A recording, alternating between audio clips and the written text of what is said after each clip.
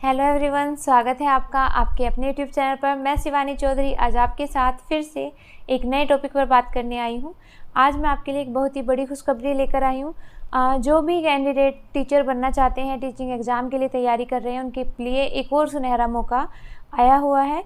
Bihar public service commission के under लगभग 1,70,461 teacher की वैकेंसीज निकली हैं, जिनके लिए जल्दी ही आवेदन भी शुरू हो जाएगा। आज मैं उसी के बारे में आपको बताने वाली हूँ कि इसका फॉर्म कब से कब तक भरा जाएगा, क्या इसके लिए एलिजिबिलिटी क्राइटेरिया है, क्या एज लिमिट होगी, फॉर्म जब आप ऑनलाइन फिलअप करेंगे तो उसके लिए क्या क्या डॉक्यूमेंट आपके लिए ज़रूरी हैं, क्या फ़ी पेमेंट होगी इसकी, एंड एग्ज़ाम जो है कितने पेपर आप दे सकते हैं एक बार में, कितने पोस्ट के लिए आप अप्लाई कर सकते हैं, इन सब के बारे में मैं आज आपको इस वीडियो में बताने वाली हूँ। तो वीडियो को अंत तक ज़रूर देखिएगा, जिससे कि कोई भी ज़रूरी जानकारी आप मिस ना करें एंड आप इस एडवर्टाइजमेंट के रिगार्डिंग सभी इन्फो आपको अच्छे से पता चल जाए। तो हम स्टार्ट करते हैं। सबसे पहले मैं आपको ये बताने वाली हूँ कि इसमें पीआरटी, टीजीटी एंड पीजीटी के लिए कितनी की वैकेंसीज आई हैं। तो जैसा कि मैंने आपको भी बताया था कि जो बिहार पब्लिक सर्विस कमीशन के अंडर टीचर्स की 1,70,461 वैकेंसीज निकली है, यानी 1,70,461। इसमें प्राइमरी टीचर्स की जो वैकेंसीज हैं वो हैं 79,943, यानी कि 79,943 वैकेंसीज, जिसमें कि 3 तरह की वैकेंसी हैं। एक है जनरल, जिसमें हम जो जनरल सब्जेक्ट्स पढ़ाते हैं, हिंदी वगैरह सब इंक्लूड है, एंड एक है जो उर्दू लैंग्वेज जिसमें इंक्लूड है, और एक है बांग्ला लैंग्वेज। तो जो जनरल वैकेंसीज हैं वो हैं लगभग 63,000। उर्दू लैंग्वेज जिसमें कंपलसरी है उनकी वैकेंसीज आई हैं लगभग 12,500, एंड जो बांग्ला की वैकेंसी है वो 148 है।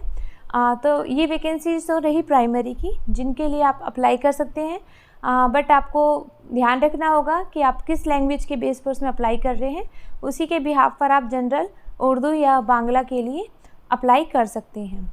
अब हम बात करते हैं कि जो सेकेंडरी क्लासेज हैं, माध्यमिक जो क्लासेज होती हैं 6 to 10th तक, उनके लिए अप्लाई करना है अगर आपको, तो उनकी कितनी वैकेंसीज आई हैं।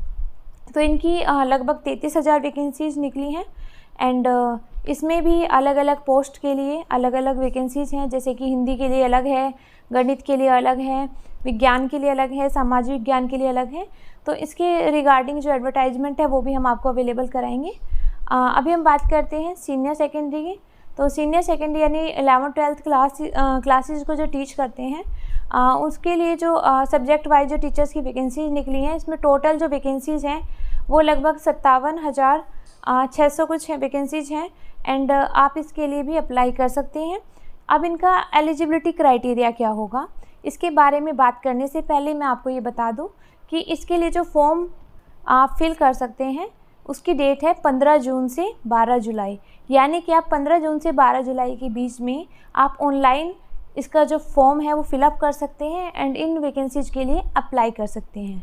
लेकिन अप्लाई कौन कर सकता है, हम इसके बारे में बात करते हैं। तो इसकी जो एलिजिबिलिटी क्राइटेरिया है वो क्या है। तो सबसे पहले प्राइमरी की बात करते हैं। अगर आप प्राइमरी टीचर बनना चाहते हैं तो आपके पास 10th 12th के बाद आपके पास जो भी प्राइमरी टीचिंग का जो कोर्स है वो होना चाहिए, जैसे जिसको डीएड बोलते हैं या डीएलएड बोलते हैं, बीएलएड बोलते हैं, जिस भी नाम से आप जानते हैं। वो डिग्री कोर्स भी हो सकता है, डिप्लोमा कोर्स भी हो सकता है। इसके अलावा बीएड वाले भी इसमें एलिजिबल हैं, एंड जिन्होंने स्पेशल एजुकेशन से प्राइमरी टीचिंग का कोर्स किया हुआ है या बीएड कोर्स किया हुआ है स्पेशल एजुकेशन से, वो भी इसमें अप्लाई कर सकते हैं। एंड अब इसमें एक और क्वालिफ़िकेशन जो आपके लिए सबसे ज़्यादा ज़रूरी है वो है सीटेट, यानी Central Teacher Eligibility Test. CTET paper 1 आपका क्लियर होना चाहिए। अगर आपके पास वो नहीं है तो आपके पास जो स्टेट टेट का अगर आपने एग्ज़ाम दिया हुआ है, स्टेट टेट में जो आप बिहार में जो टीचिंग का जो एग्ज़ाम होता है, टीचर्स एलिजिबिलिटी टेस्ट जो होता है बिहार में, उसका पेपर 1 क्लियर होना चाहिए। अगर आपके पास सीटेट या स्टेट टेट में से दोनों में से कोई एक भी आपके पास क्वालिफ़िकेशन है तो आप इसके लिए एलिजिबल हैं। अब हम बात करते हैं जो सेकेंडरी क्लासेज हैं उनके लिए क्या क्वालिफ़िकेशन है। तो जो सेकेंडरी क्लासेज है यानी 6 to 10th क्लास के लिए अगर आप अप्लाई करना चाहते हैं तो उसके लिए आपके पास 10th 12th ग्रेजुएशन बीएड ये होना ज़रूरी है। इसके अलावा जो बीएलएड कोर्स होता है बैचलर इन एलिमेंट्री एजुकेशन वो भी इसमें जो है एलिजिबल है। इसके अलावा अगर आपने बीए प्लस एजुकेशन यानी बीए इन एजुकेशन कर रखा है या MA in education MSc in education कुछ भी कर रखा है या बीएससी इन एजुकेशन कर रखा है तो भी आप इसके लिए अप्लाई कर सकते हैं।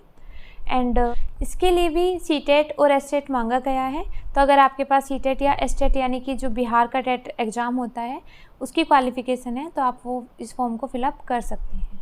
अब हम बात करते हैं सीनियर सेकेंडरी के लिए। लेकिन सीनियर सेकेंडरी की जो क्वालिफ़िकेशन है उनके बारे में बात करने से पहले मैं आपको एक ज़रूरी इन्फॉर्मेशन ज़रूर देना चाहूँगी।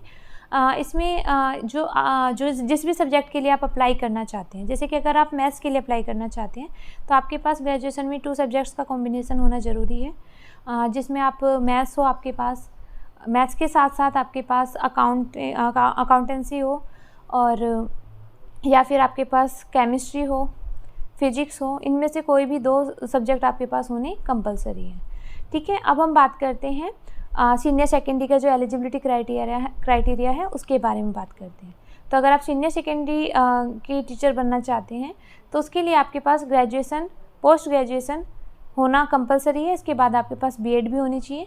एंड इसमें जो है बीएड एमएड की जो इंटीग्रेटेड डिग्री आती है 3 इयर्स की, अगर आपके पास वो है तो भी आप इसके लिए अप्लाई कर सकते हैं।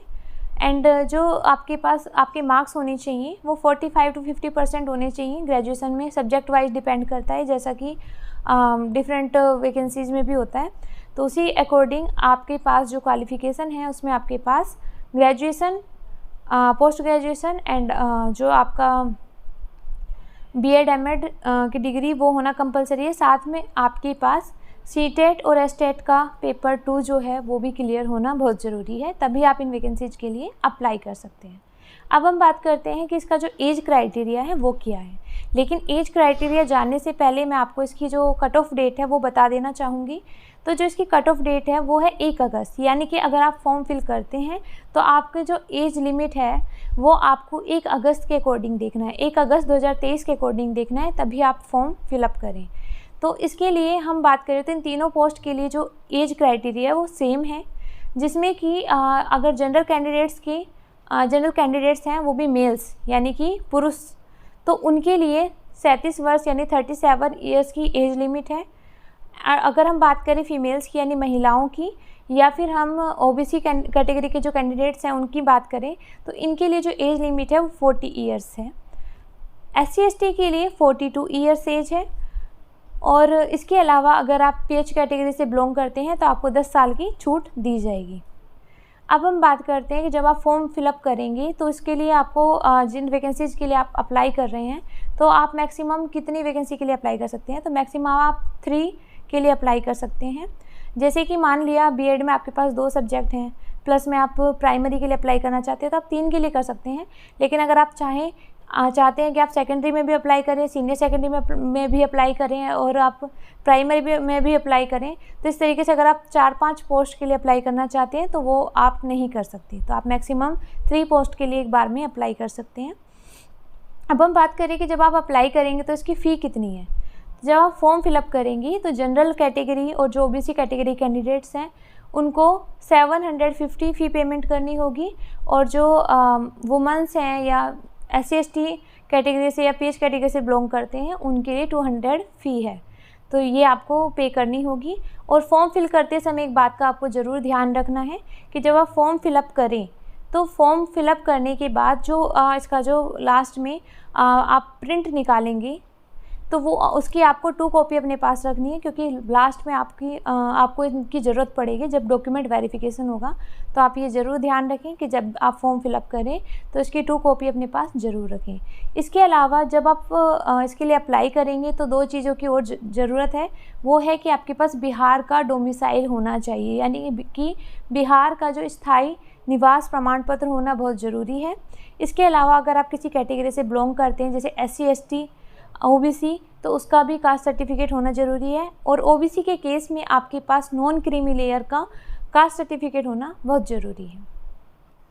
अगर आप इन वैकेंसीज़ के बारे में विस्तार से जानना चाहते हैं तो इसका जो एडवर्टाइजमेंट है, डिटेल्ड एडवर्टाइजमेंट, वो हमारे डिस्क्रिप्शन बॉक्स में दिया गया है, आप वहाँ से देख सकते हैं।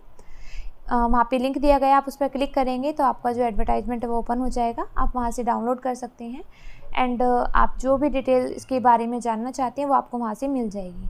इसके अलावा अगर आपको इन वैकेंसीज़ के रिगार्डिंग कोई भी टाइम टू टाइम अपडेट चाहिए तो आप हमारे चैनल से जुड़े रहें। हमारी वीडियो पसंद आई हो तो वीडियो को ज़रूर लाइक कीजिएगा एंड हमारे चैनल को सब्सक्राइब कीजिएगा, जिससे कि हम इसके रिगार्डिंग जो भी टाइम टू टाइम अपडेट होगी वो हम आप तक पहुँचा सकें। एंड इन वैकेंसीज़ की तैयारी करना सबसे ज़्यादा इम्पोर्टेंट है। अगर आप इसमें अप्लाई कर रहे हैं तो इनकी तैयारी कैसे करें, कहाँ से पढ़ें, क्या क्या पढ़ें, इन सब के बारे में भी आपको टाइम टू टाइम हमारे चैनल द्वारा बताया जाएगा, गाइड किया जाएगा और साथ ही क्लासेस भी दी जाएगी, जैसे कि साइकोलॉजी की, पेडागोजी की, जो भी हैं उन सब की तैयारी हमारे चैनल द्वारा कराई जाएगी। तो आप हमारे साथ जुड़े रहिए। Thank you.